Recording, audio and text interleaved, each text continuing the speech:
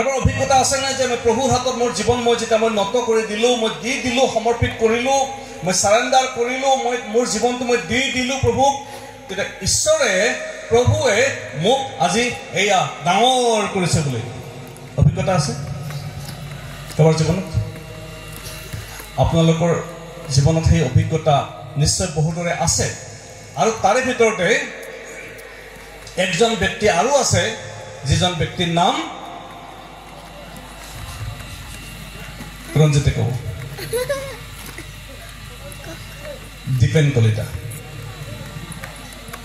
মই 1992 মই যীচুক পাইছিলোঁ আৰু মই শিৱসাগৰত বহুত বছৰ আছিলোঁ, 10 বছৰ আছিলোঁ। আৰু যেতিয়া মোৰ জীৱন মই প্ৰভুৰ হাতত ঘূৰাই দিছিলোঁ আৰু ঈশ্বৰে মোৰ জীৱনত কিমান আশীৰ্বাদ কৰিলে তাৰ কথা মই যদি আপোনালোকক কওঁ আজি বহুত সময় লাগি যাব। এখন মোৰ তাত চাইকেল আছিল, চাইকেলখন মোৰ নিজৰ নাছিল, বেলেগ এজনে মোক দিছিল এখন চাইকেল, পুৰণা চাইকেল। বেল বেয়া, ব্ৰেক বেয়া, পেডেল বেয়া, ষ্টেণ্ড বেয়া, টায়াৰ বেয়া, ৰিং বেয়া, স্পক বেয়া, তো কি চাইকেল, কি চাইকেল? সেই চাইকেলখন মই বনাই ল'লোঁ আৰু বনাই লোৱাৰ পিছত সেই চাইকেলখন বোলে তেওঁ যোনে এৰি থৈ গৈছিল তেওঁ আহিছে, তেওঁক চাইকেলখন আৰু লাগে। মই চাইকেলখন তেওঁক আৰু চাইকেলখন মই তেওঁক ঘূৰাই দিলোঁ। ঘূৰাই দিয়াৰ পিছত মোৰ হাতত আৰু একো নাই। আৰু সেই সময়তেই মোৰ জীৱনত ইমান ডাঙৰ এটা প্ৰত্যাহ্বান আহিছিল, এটা চেলেঞ্জ আহিছিল মোৰ জীৱনত, যে সেই সময়ত মই মোৰ মিছেছৰ অলংকাৰবিলাকক বিক্ৰী কৰি দিবলগীয়া হৈছিল। কাণত পিন্ধা সোণ, আঙঠি, এই সকলোবিলাক বিক্ৰী কৰি দিবলগীয়া হৈছিল। মোক পিন্ধোৱা আঙঠি বিয়াৰ সময়ত মই সেই আঙঠি খুলি বিক্ৰী কৰি দিবলগীয়া হৈছিল। আমাৰ ইমান সেইটো এটা সময়ত বেলেগ এটা সময় আহিছিল আমাৰ। আৰু সেই সময়ত মোৰ মিছেছ আৰু মই আমি আঁঠু কাঢ়ি কাঢ়ি আমি কান্দি কান্দি প্ৰভুৰ ওচৰত প্ৰাৰ্থনা কৰিছিলোঁ যে প্ৰভু আমাৰ একো নাই, প্ৰভু আপুনি আমাক সহায় কৰক। আৰু সেই শিৱসাগৰত থাকোঁতেই, সেইটো পৰিস্থিতি থাকোঁতেই মই গীত লিখিছিলোঁ।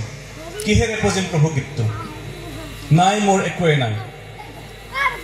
প্ৰিয়সকল, মই আপোনালোকক আজি এনকাৰেজ কৰিব বিচাৰিছোঁ, উৎসাহিত কৰিব বিচাৰিছোঁ যে এই যে সাষ্টাংগ আছে, ঈশ্বৰে উপযুক্ত সময়ত তোমালোকক যেন উন্নত কৰে, এই কাৰণে নিজক তেওঁৰ পৰাক্ৰমী হাতৰ অধীনত নত কৰা। প্ৰথম পিতৰ 5 অধ্যায় 6 পদ। এই যিটো অভিজ্ঞতা, এই অভিজ্ঞতা মোক প্ৰভুৱে দিলে আৰু এই অভিজ্ঞতা আপোনালোকক বহুতকে প্ৰভুৱে দিছে আৰু বহুতে হয়তো ঈশ্বৰৰ পৰা আপুনি অনুগ্ৰহ লাভ কৰিছে। আৰু সেই অনুগ্ৰহৰ কথা আপুনি কেতিয়াও পাহৰি যাব নালাগে। সেই উপযুক্ত সময়ত হয়তো কেতিয়াবা আপোনাৰ সেই সময়ত আপোনাৰ মন বিষাব পাৰে, আপোনাৰ দুখ লাগিব পাৰে, আপোনাৰ কোনোফালে কথা হয়তো নিমিলিব পাৰে, কিন্তু মনত ৰাখিব প্ৰিয়সকল, ঈশ্বৰৰ বাক্যৰে প্ৰতিজ্ঞা যে যদি কোনো ব্যক্তিয়ে ঈশ্বৰৰ হাতত নিজকে সমৰ্পণ কৰে, নিজকে নত কৰে, নিজকে সৰু কৰে, সেই ব্যক্তিক ঈশ্বৰে এদিন ডাঙৰ কৰে। Praise the lord. আৰু সেই দীপেন কলিতাই, সেই মানুহজনে আজি আপোনালোকৰ সন্মুখত মই থিয় হৈ আছো। তেজপুৰৰ পৰা মই গাড়ী চলাই আহিছো। এয়া কোনে উন্নত কৰিলে, কাৰ অনুগ্ৰহ হয়? যিজন ঈশ্বৰে প্ৰতিজ্ঞা কৰিছিল যে যিজনে নত কৰে তেওঁক মই উন্নত কৰিম বুলি, সেই ঈশ্বৰ জিহুৱাৰ সেই অনুগ্ৰহ প্ৰাপ্ত হৈছে। ঈশ্বৰৰ মৰম যেতিয়া আপুনি লাভ কৰিব প্ৰিয়সকল, তাক আৰু কোনেও ৰখাব নোৱাৰে। প্ৰভুৰ অনুগ্ৰহ আপোনাক মোক কোনেও বাধা দিব নোৱাৰে। আপুনি চেলেঞ্জ কৰক প্ৰিয়সকল। আজি এই মণ্ডলীয়ে 100 বছৰ কমপ্লিট কৰিছে, হয়নে? 100 বছৰ, হয়নে নহয়? 100 বছৰ কমপ্লিট কৰিছে। এই মণ্ডলী 100 বছৰ কমপ্লিট কৰিলে আৰু 100 বছৰত যদি আমি আগলৈ ঘূৰি যাওঁ সেই সময়ৰ সেই ব্যক্তি প্ৰভুৰ দাসসকলক ঈশ্বৰে যি অনুগ্ৰহ কৰিলে তাৰে আজি ফল আজি আপুনি মই দেখিবলৈ পাইছো জাকব 4:10 এবাৰ চাওকচোন জাকব 4:10 কোনোবা পঢ়ি দিব ভনীবিলাকে হা জাকব 4:10 প্ৰভুৰ আগত তোমালোকে নিজক নত কৰা তাতে তেওঁ তোমালোকক উন্নত কৰিব জাকবত এই কথা কৈছে যে তুমি প্ৰভুৰ আগত তুমি নত কৰা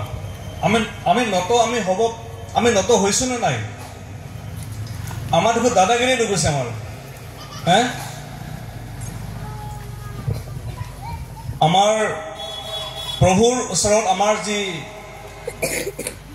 অহংকাৰ আমাৰ যি বাহাদুৰি অবাধ্য এই সকলোবিলাকৰ কাৰণে আজি আপুনি আৰু মই বহুতেই ঈশ্বৰৰ পৰা আমি অনুগ্ৰহ প্ৰাপ্ত হ'ব পৰা নাই ঈশ্বৰে আপোনাক মোক আশীৰ্বাদ দিব পৰা নাই ঈশ্বৰে আপোনাক মোক উন্নত কৰিব পৰা নাই আমি একে জায়গাতে ৰখি আছো আমি একা ঠাইতে ৰখি আছো কিয় তাৰ কাৰণটো কি তাৰমানে আমি আমাৰ জীৱনটো এতিয়ালৈকে প্ৰভুক আমি দিব পৰা নাই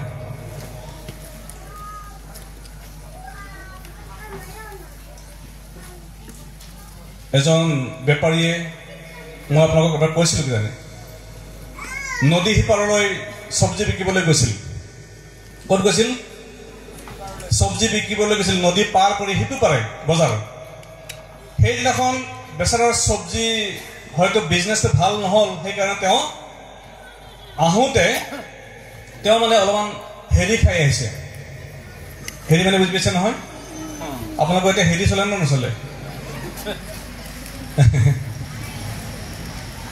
চামলি বাইদেউ চলে নে হেৰি মাজে মাজে চলে হয় অলপ আপোনালোকে খাব সেইটোতে যিমান পাৰে সেইটো আপোনালোকে যিমান পাৰে সেইটো ডেভেলপ কৰি যাব হেৰিটো সেই তাৰ বিজনেছ বেয়া আছিল কিন্তু তেওঁ অলপ হেৰি খাই দিলে নদী পাৰ হ'ব লাগে নাৱেৰে আহি নাওখনত বহিলে কাৰণ হেৰি খাইছে যে কাৰণ সি পুৰা হেৰি হৈ আছে সি হেৰি কাৰণে মানে একদম হেৰি কৰিব পৰা নাই পুৰা হেৰি হৈ আছে হয়নে আৰু সেইটো কাৰণে সি নাৱত বহিলে আৰু সি পাৰ হৈ যাব আৰু সি পাৰ হৈ গৈ নিজৰ ঘৰলৈ গৈ নিজৰ হেৰিক লগ ধৰিব আৰু ক'ব যে মোৰ আজি হেৰি হৈছে হেৰি কাৰণে আমি হেৰি অলপ খাইছোঁ গতিকে তুমি মানে হেৰি নাপাবা আৰু বুলি নাওখনত বহিলে আৰু সদায় সি অহা যোৱা কৰি থাকে বঠা বাইছে আৰু বঠা বাই নিজে পাৰ হৈ যায় সেইটো পাৰলৈকে আৰু নাওখনত বঠা বাইছে বঠা বাওঁতে ৰাতি বঠা bye bye bye বঠা bye bye bye ৰাতি পুৱাই গ'ল তেতিয়া তাৰ মানে হেৰিটো হেৰি হৈ গ'ল অলপমান গোটেই ৰাতি থাকিলে তালৈ হেৰি হ'বই নহয় জানো দেখিলে যে ৰাতি পুৱাই গ'ল পোহৰ হৈ গ'ল কিন্তু নাওখন একে জেগাতে আছে কাৰণটো কি পিছত ঘূৰি চালে নাওখন যে বান্ধা আছিল খুঁটিটোত বান্ধটো খুলি দিয়া নাই বান্ধটো খুলি নিদিয়াকে মানে সি বঠা মাৰি আছে কাৰণ সি হেৰি খাইছিল যে হয়নে গোটেই ৰাতি মানে অমিয়া গোটেই ৰাতি বঠা বাইছে বঠা বাইছে বঠা বাইছে এক ৰাতি বঠা মাৰি মাৰি মাৰি মাৰি নদীখন পাৰ হ'ব পৰা নাই কাৰণ নাওখন বান্ধাই আছে কেনেকে যাব তো হেৰি খোৱাৰ কাৰণে হেৰি হৈছে এইটো আমাৰ মণ্ডলীবিলাক অলপ এইফালে আহিছোঁ দেই আমাৰ মণ্ডলীবিলাক যে আমাৰ মণ্ডলী বিশ্বাসীসকল আমাৰ মণ্ডলীৰ বিশ্বাসী বা আমি মণ্ডলীবিলাকে আজি যিমান আমি আগলৈ যাব লাগিছিল যিমান আমাৰ উন্নতি হ'ব লাগিছিল ডেভেলপ হ'ব লাগিছিল আমি যিমান আগবাঢ়ি যাব লাগিছিল আমি যাব পৰা নাই আপোনালোকে আপোনালোকক মই অলপমান নিৰাশ কৰিম হা, বেয়া নাপাব হা, অলপমান নিৰাশ কৰিব বিচাৰিছোঁ। বেয়া পাব নেকি পালক মহোদয়? অলপ নিৰাশ কৰিম হা। আপোনালোকে ভাবেনে দীপদয়া মণ্ডলীয়ে 100 বছৰ পাৰ হৈ আহিছে, 100 বছৰত যিমান উন্নতি হ'ব লাগিছিল, আগবাঢ়িব লাগিছিল, সেইমতে আগবাঢ়ি গৈছেনে?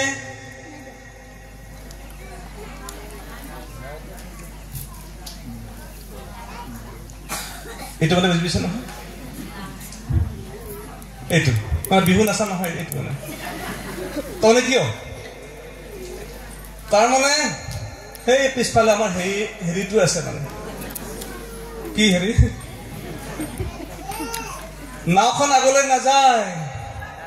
100 বছৰ হলে 50 বছৰ হলে কি হব? একে জেগাত ৰখি আছো। তাৰমানে কাৰণটো কি? বান্ধা আছে, বান্ধটো খোল খোৱা নাই। আৰু আপোনাৰ মোৰ জীৱনটোক মাত্ৰ দীপদাং মণ্ডলীৰ কথা নহয় দেই, এইটো আপোনালোকে বেয়া নাপাব।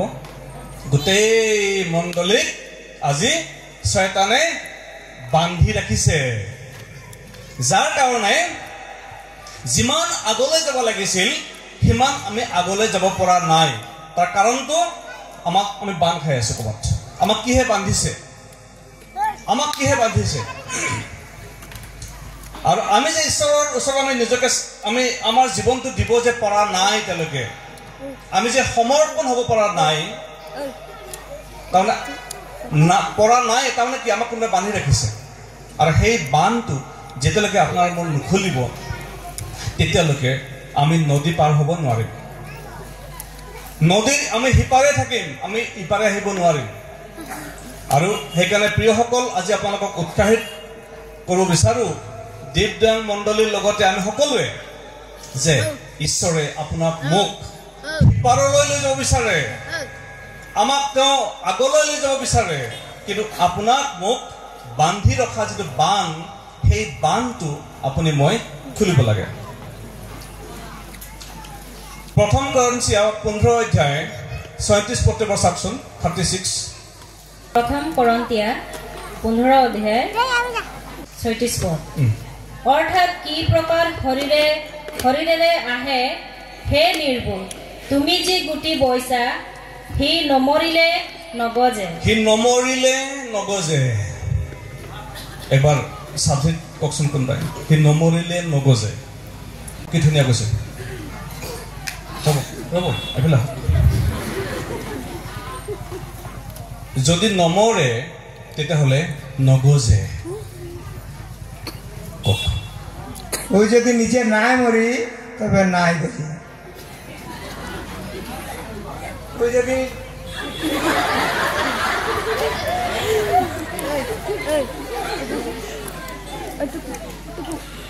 ভালছে একবার বললাম,